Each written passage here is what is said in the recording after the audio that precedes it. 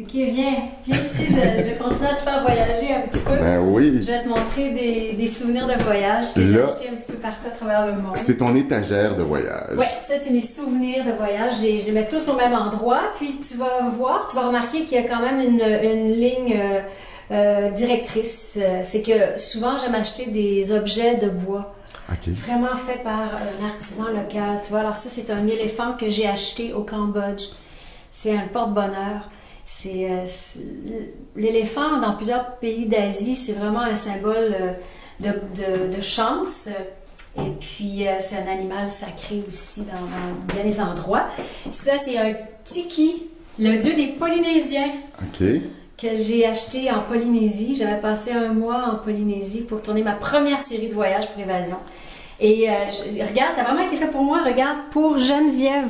Ben voyons donc. Tu vois, tu as la date 7 avril 2003 pour Geneviève.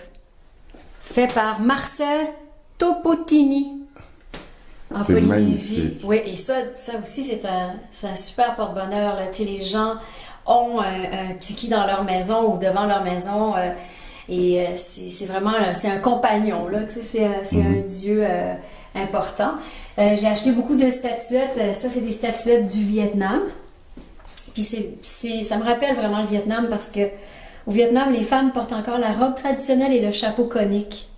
Mais vraiment, en grande partie, les femmes s'habillent encore comme ça, de façon traditionnelle. Ça, c'est des petites répliques de l'armée de terre cuite en Chine. L'armée de terre cuite qu'on retrouve à Xi'an. Et ça, c'est l'archer. C'est un des personnages les plus importants de l'armée de terre cuite.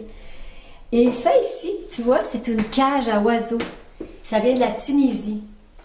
Alors ça, c'est vraiment très typique de la Tunisie, la cage à oiseaux. J'ai jamais mis d'oiseaux dedans. Je pense qu'il n'y en aura jamais, mais je la trouve vraiment jolie. Est-ce que c'est difficile de ramener tous ces trucs-là? Ben, souvent, quand je pars en voyage comme ça, je rapporte une deuxième valise. Ah oui. Ouais.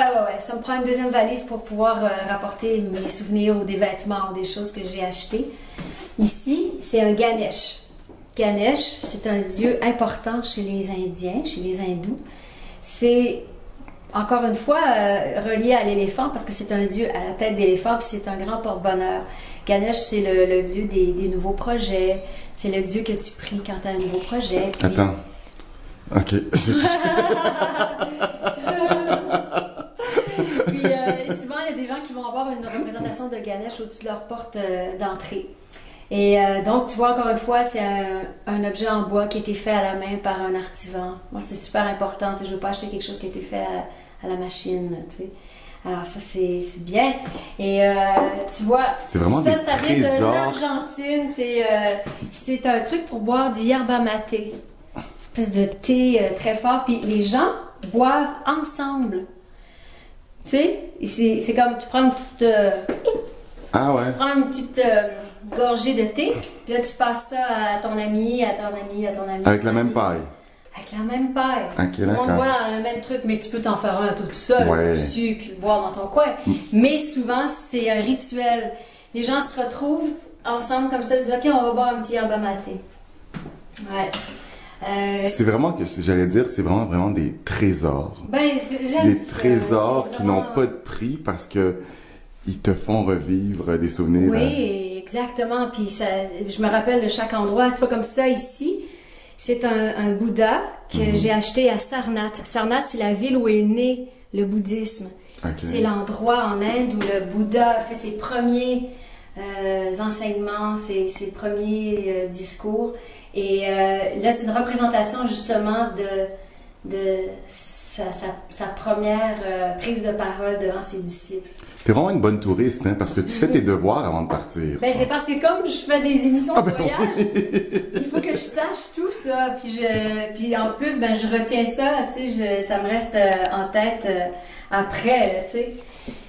Ça, c'est une petite amphore, une petite urne qui vient de la Tunisie, qui vient de Carthage.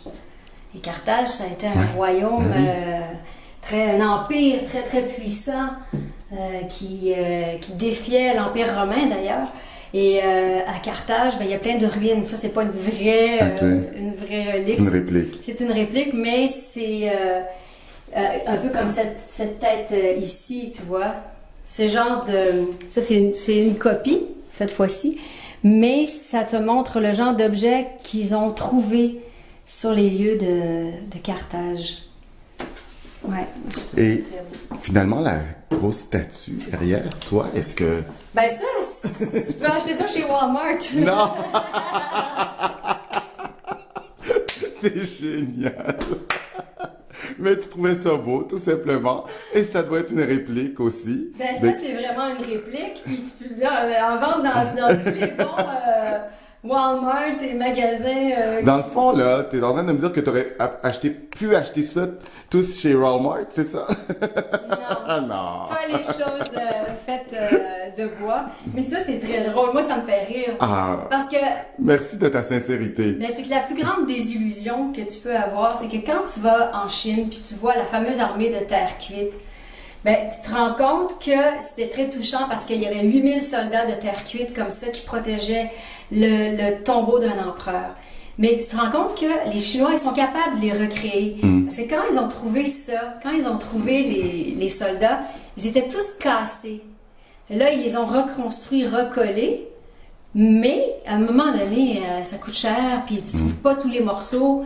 Fait que qu'est-ce que tu fais? Ben, t'en fais grandeur nature, grandeur d'homme. Alors, il y a des répliques dans la fosse où est-ce qu'il y a l'armée de terre cuite, il y a des répliques. Et donc, en vente dans tous les magasins. Merci infiniment Merci à toi. de m'avoir ouvert ta porte. Ça me fait plaisir. Et on va la refermer parce qu'il y a trop de trésors ici. Il faut les protéger. Ok. Merci. Bye. Bye.